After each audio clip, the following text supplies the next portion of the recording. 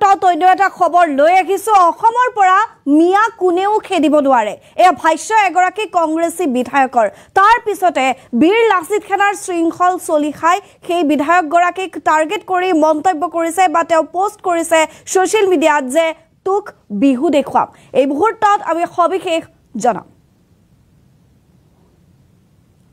বিপদত পৰিব নেকি কংগ্ৰেছী বিধায়ক আব্দুৰ ৰছিদ মণ্ডল এটা বিশেষ খবৰ আমি জনাই আছো বিপদত পৰিব পাৰে কংগ্ৰেছী বিধায়ক আব্দুৰ ৰছিদ মণ্ডল উজনিৰ 30 সংগঠনক প্ৰত্যাহ্বান জনাইছিল আব্দুৰ ৰছিদ মণ্ডলে আৰু কৈছিল যে অসমৰ পৰা মিয়াক কোনেও খেদিব নোৱাৰে অৰ্থনৈতিক টনকিয়াল কৰা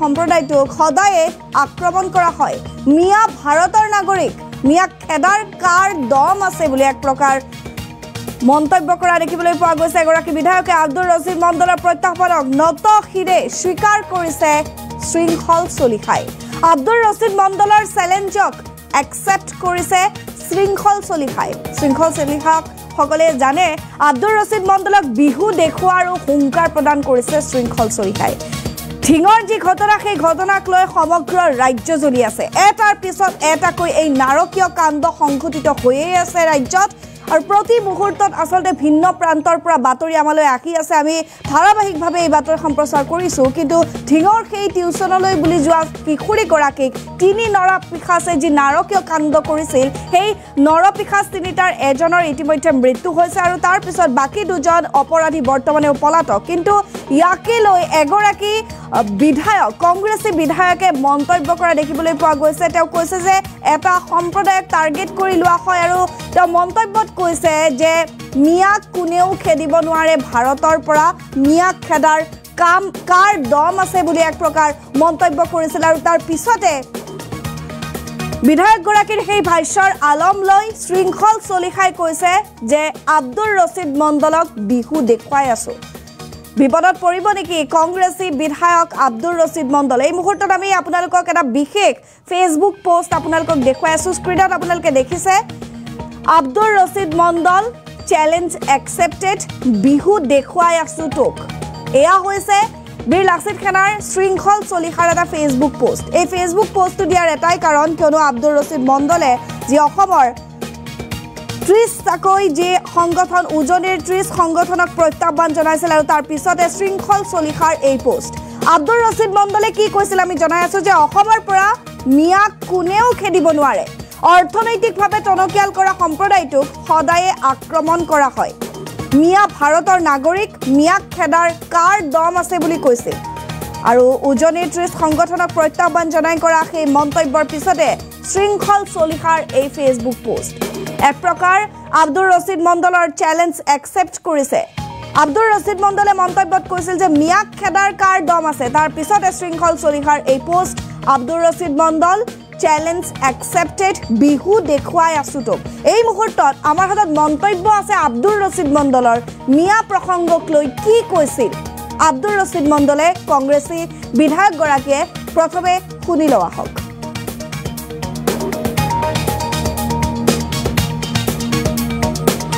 পাৰে খেদক না পাৰে খেদকছন নোৱাৰে চ্যালেঞ্জ কৰিছে নোৱাৰে কাকে ভাৰতৰ নাগৰিক ভাৰতৰ পৰা খেদিব পাৰিব কোনে পাৰিব কাৰ কিমান দম আছে ভাৰতৰ পৰা ভাৰতৰ নাগৰিক খেদিব মুখত কোৱা কথাটো ইমান সহজ তোমালোকে বাংলাদেশে আনি আছা আইন প্ৰণয়নৰ দ্বাৰা আৰু ভাৰতীয় নাগৰিক অসমৰ পৰা খেদিবা কেইজন খেদিব পাৰিছে তোমালোকে ইমান দিন এইটো মোৰ হাতত ৰিপৰ্ট আছে না আজি ইমান বছৰ তোমালোকে তো অসমতে আজি কিমান বছৰ 9 বছৰ চৰকাৰ চলাইছা কেইজন খেদিব পাৰিছা এই বস্তুটো অসম আজি মই কম যে এই ক্ষেত্ৰত চৰকাৰৰ পৰোক্ষ উদগনি আছে চৰকাৰত থকা মৰবুনিয়াসকলে মুখ্যমন্ত্ৰীকে আদি কৰি সকলোৱে এই মিয়া জনগোষ্ঠীৰ ওপৰত যিটো বিদ্বেষমূলক বক্তব্যবিলাক দি আছে ইয়াৰ দ্বাৰা এই সিদ্ধান্তবিলাক লোৱাত তেওঁলোকে উদগনি যোগাইছে মিয়া বুলি মিয়া ক্ৰিমিনেল নেকি গোটেই মিয়া ক্ৰিমিনেল নেকি ৰাস্তা ঘাটত শ্ৰম কৰা মিয়াবিলাক ক্ৰিমিনেল নেকি তেওঁলোকে নাগৰিক নহয় নেকি ভাৰতৰ নাগৰিক কিছুমানে ইয়াতে ব্যৱসায় কৰি ইয়াৰ পৰা অৰ্থনীতি শোষণ কৰিব তেওঁলোকে পীড়া পাৰি দিবা আৰু যিবিলাকে দিন হাজিৰা কৰে তেওঁলোকৰ খেদিবা এইটো কেনেকুৱা কথা এইবিলাক দিন হাজিৰা কৰা মানুহ। উজনি অসমত যদি কোনোবা মিয়া আছে, কাৰোবাৰ ঘৰত হালোৱা কাটিছে, কাৰোবাৰ দোকানত কাম কৰিছে, কোনোবাই ৰাস্তাত কাম কৰিছে, কাৰোবাৰ পথাৰত কাম কৰিছে, এই কাম কৰা মানুহ। ব্যৱসায়টো নাই।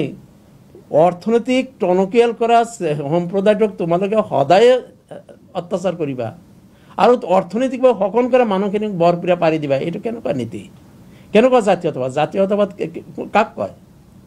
জাতিৰ উন্নতিৰ হকে যাৰ অৱদান আছে সেইটো তেওঁলোকক সন্মান জনোৱাটো জাতীয়তাবাদ নে জাতিক শোষণ কৰা মানুহক সন্মান কৰাটো জাতীয়তাবাদ? এতিয়া জাতীয়তাবাদৰ ডেফিনেশ্যনটো মই শিকিব লাগিব নতুনকৈ। মই আহ্বান কৰিম যে এনেকুৱা ধৰণৰ ব্যক্তি বিশেষকৈ দুখী ব্যক্তিৰ ওপৰত চূড়ান্ত শাস্তি হওক।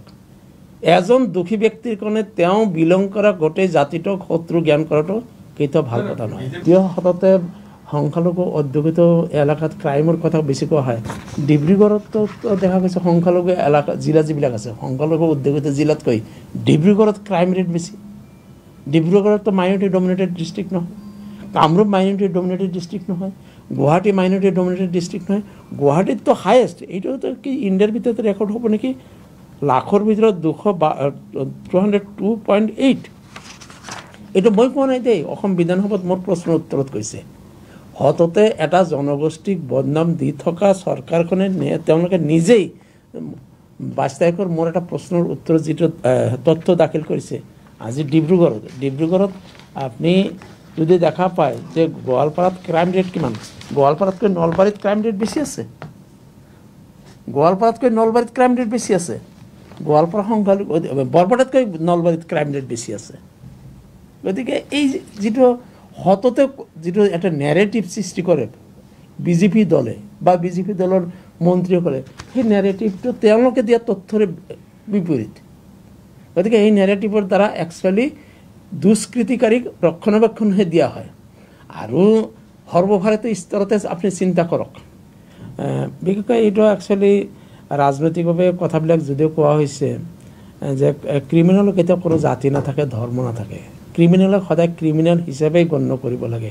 বহুত সময়ত এজন ক্ৰিমিনেলৰ কাৰণে যেতিয়া তাৰ গোটেই জনগোষ্ঠীটোক দোষী সাব্যস্ত কৰিব খোজা হয়, কাঠগড়াত থিয় কৰা হয়, প্ৰকাৰান্তৰে সেই দোষীজনক একচুৱেলি বচাই দিয়া হয়। তেতিয়া মূল কথাটো তল পৰি এই যিটো গোষ্ঠীগত কথা, সাম্প্ৰদায়িক কথাবিলাকতলৈ বিতৰ্ক বেছি হৈ যায়। ফলত পুলিচেও ৰৈ যাব লগা হয়। গতিকে মই ক'ম যে পুলিচৰ ব্যৰ্থতাক ঢাকিবলৈ এই কথাবিলাক ৰাজনৈতিকৰণ নকৰি দোষীক ষ্ট্ৰং পানিছমেণ্ট দিব লাগে। কিন্তু পানিছমেণ্টটো এতিয়া দেখা হ'ল যে ন্যায়ৰ দ্বাৰা পানিছমেণ্ট নাপালে। আজি পক্সো আইনৰ অধীনত তাক লাইফ ইমপ্ৰিজনমেণ্টৰ ব্যৱস্থা আছে। এইটো চৰকাৰে ইচ্ছা কৰিলে এমেণ্ডমেণ্ট কৰি ল'ব পাৰে, এইটো তাক ফাঁচি দিয়াৰ ব্যৱস্থা কৰিব পাৰে। ইয়াতো কোনো বাধা নাই। আৰু মই ভাবোঁ এনেকুৱা ধৰণৰ বলাৎকাৰীক ফাঁচি দিয়াৰ ক্ষেত্ৰত সদনো সৰ্বসন্মত কোনো সকলো দলেই কিজানি একমত হ'ব। তাকে নকৰি পুলিচৰ দ্বাৰা গুলীয়াই যিটো শাসন কৰিব বিচৰা, এই বস্তুটো ঠিক নহয়। পুলিচে আজি যিটো পৰিৱেশ হৈছে অসমত, কিন্তু পুলিচ কাষ্টডিত মৃত্যু হোৱাটো কেতিয়াও গ্ৰহণযোগ্য কথা নহয়। ইয়াৰ দ্বাৰা পুলিচৰ ব্যৰ্থতাহে প্ৰকাশ পায়। পুলিচে নিজৰ ব্যৰ্থতা ঢাকিবলৈ এতিয়া নাজানো এইজন কি আফজাল নে কি ল'ৰাজন কেনেকৈ পানীত জঁপিয়াই মৰিছে, তফজল তেওঁ হেণ্ডকাপ অৱস্থাত কেনেকৈ পুলিচে দৌৰিব নোৱাৰে নেকি? পুলিচে দৌৰিব নোৱাৰে নেকি? যে জাপ মাৰিছে লগে লগে যোৱা পুলিচে তাক ধৰি উঠাব নোৱাৰে নেকি? হেণ্ডকাপ লগা ল'ৰাজনে কিমান স্পীডত দৌৰিব পাৰে? আৰু মুকলিভাৱে থকা পুলিচে যদি দৌৰিব নোৱাৰে, সেই পেটোৱা পুলিচকেইটাৰ কাম কি? হেণ্ডকাপ লগা এজন মানুহ যদি ইমান স্পীডত দৌৰিব পাৰে, হেণ্ডকাপ লগা অৱস্থাত মানুহজন দৌৰি থকা মানুহক যদি মুক্তভাৱে থকা পুলিচে যদি দৌৰি তাক ধৰিবই নোৱাৰে, পানীত পৰাৰ পিছত যদি উঠাবই নোৱাৰে, ৰাতিপুৱা যদি ৰ'বই লগা হৈছিল, তাৰ পুলিচে কেনেকুৱা ট্ৰেইনিং লৈ আছে? এইবিলাকতো প্ৰশ্ন হয় না। মই মৃত্যুক জাষ্টিফাইও কৰা নাই আৰু মৃত্যু মই অপচয় কৰা নাই যে সি মৃত্যুদণ্ড পোৱাৰ যোগ্য।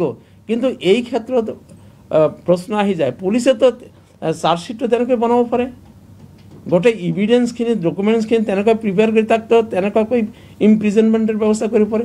চৰকাৰে আইন প্ৰণয়নৰ দ্বাৰা তাক মৃত্যুদণ্ড দিব পাৰে। তাকে নকৰি পুলিচৰ বুলেট কিয় ব্যৱহাৰ কৰিব লগা হয়? এই ৰিপৰ্ট মই বনোৱা নাই, অসম চৰকাৰে দিয়া ৰিপৰ্ট, মোৰ প্ৰশ্নৰ উত্তৰ দিয়া ৰিপৰ্ট। বিজেপি চৰকাৰে কৈ থকা মিছা কথা কৈছে, মিডিয়াৰ আগত কোৱা কথা আৰু প্ৰকৃত সত্য একে নহয়। মিয়াই কায়েম কৰা নাই না, মিয়াৰ মাজতো ক্ৰিমিনেল আছে। কোন ক্ৰিমিনেল? মিয়া ক্ৰিমিনেলৰ পক্ষে কোনজন মিয়াই মাত মাতিছে? মোক এজন নাম কওক যে অমুক মিয়া ক্ৰিমিনেলৰ পক্ষত অমুক মিয়াই ছাপোৰ্ট কৰিছে। এজন মানুহৰ কথাটো ক'ব, এটা দৃষ্টান্ত দিব।